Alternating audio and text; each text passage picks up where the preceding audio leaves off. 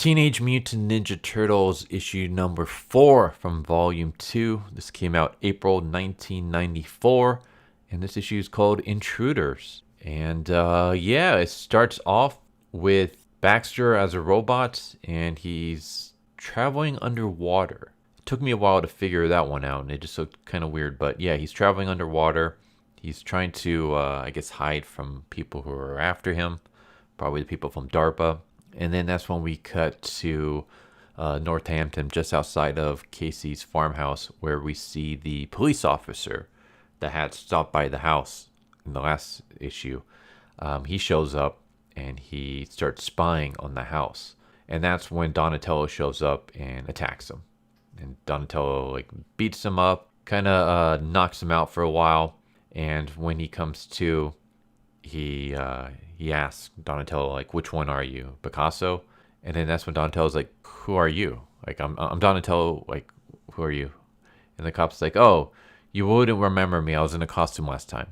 And it turns out that this cop is actually Nobody, the vigilante that appeared in a couple of issues in Volume 1. Yeah, Nobody has arrived. It turns out that he's no longer a cop in New York. Instead, he's decided to move to Northampton and become a cop there. And he was the one that showed up to check out, the farmhouse in the previous issue. And when he heard the name Arnold Casey Jones, he figured that the Turtles were involved, and he wanted to see if it was actually them that were in this house. And the reason he didn't show up and knock at the door was because anytime he arrived, Donatello would go hide somewhere to not, expose himself. And so he figured, well, maybe I can just spy on the house and see who's there and then try to make contact with them that way.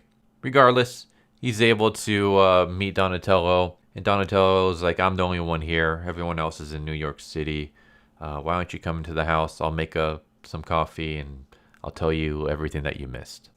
And then that's when we cut to Leonardo. And Leonardo is just exploring the sewers. I guess he's exploring the area near where he wants his new base to be. Looks pretty cool. I wouldn't swim in this water because it's sewage water, but it looks kind of cool. If this was actually fresh water, this would be a pretty cool little hideout. But while he's exploring, he gets attacked by this fish woman. She kind of reminds me a lot of the deep ones from the Cthulhu mythos. And she attacks Leonardo, knocks him out. He wakes up and he's stuck to the wall with some kind of goop. I don't know exactly what it is. He doesn't know what it is either, but he's stuck there. And as he's hanging there, this giant, looks like a snapping turtle, pops up and almost tries to take a bite out of him, but misses. Of course, Leonardo's like, I gotta get the hell out of here, otherwise I'm gonna get killed. And he starts trying to shake within the goop, and the wall that he's on kind of crumbles and he falls. And as he's sinking to the water, he sees that it is a giant snapping turtle. And I guess he hits the bottom of the ground, which shatters the bricks, and he's able to make his escape. And as he's trying to swim away, the snapping turtle attacks him. And so Leonardo pulls out his katana, slashes one of its eyes, and then pulls himself out of the water. And he starts running away when the snapping turtle is just chasing him down. And he sees this support pillar and he just kicks it, which causes the ceiling to collapse on top of the snapping turtle. And I believe it knocks it out. I don't think it's actually dead yet, but the turtle is knocked out. He's free, and he starts running away when he runs into the fish woman once again. And that's how it ends. So, yeah, I thought this was good. I liked it. I would say that previous issue was, actually, I don't know. I'll say this was probably, this would be probably the same score that I would give the previous issue. I like the fighting in this. I liked how the visuals for this were good. Again, I'm not the biggest fan of Jim Lawson's artwork, when it comes to the design for the turtles, but the his backgrounds and stuff are really good. I like them, and his non-turtle stuff is okay. I'm not the biggest fan of his human designs, but his designs for the fish woman's pretty cool. His design for the snapping turtle is pretty cool. I'm just not the biggest fan of his Ninja Turtles design, and I feel like the way he draws humans can be very hit or miss. I'm kind of curious to see who this fish woman is. I don't recall her in any of the cartoons. I'm sure she might have shown up in something. I mean, maybe she showed up in something, but I don't recall any of the. No, I don't recall any of the cartoons having this character in it. So I don't know.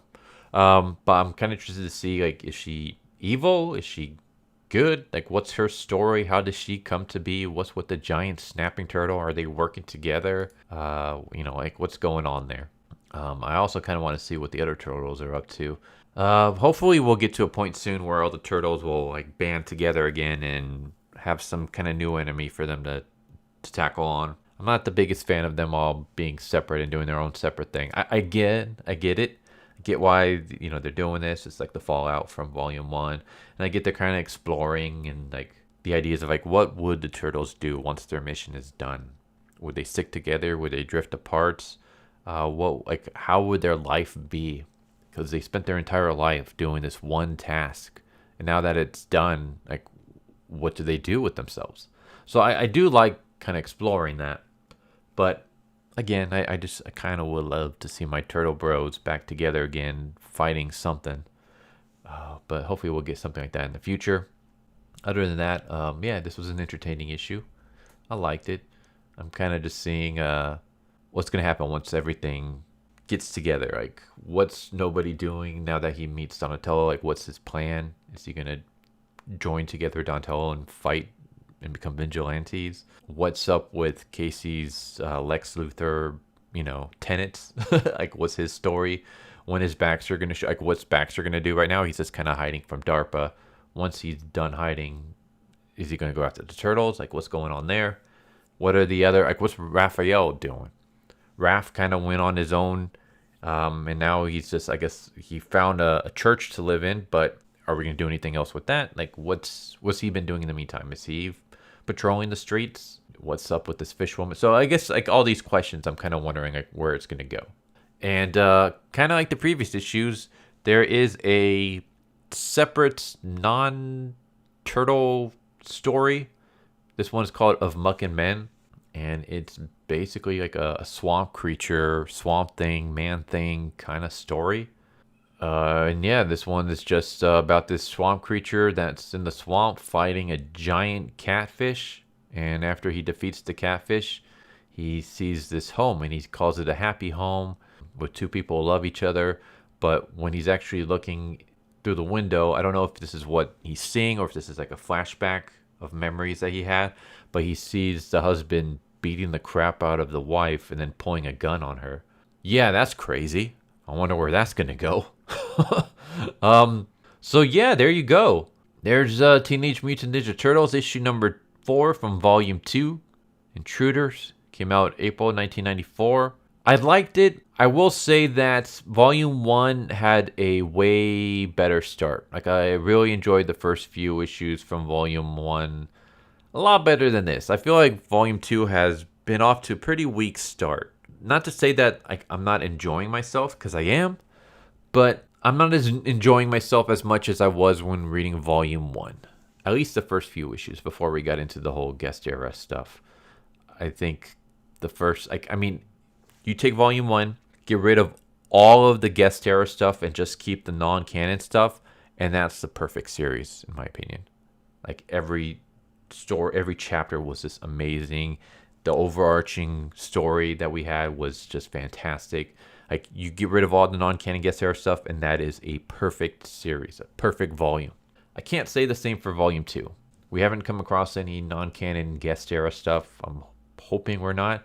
We're only going to get, I think it's 13 issues for Volume 2. So I'm assuming all 13 issues are going to be canon. Yeah, while I'm having fun with it, it's not as great as Volume 1 is. Hopefully that changes. Hopefully things like really pick up, and it's one of those where you just kind of have to get through the first couple of chapters that's building up the story, and then once it kicks off, it's just amazing from then on. That's what I'm hoping we're going to get. I don't know. I will just say that while I'm enjoying this series, I'm not enjoying it as much as Volume 1. So hopefully that changes. But yeah, I'm kind of rambling at this point. Hope you enjoyed the video. Hope to see you next time. Take care. Later.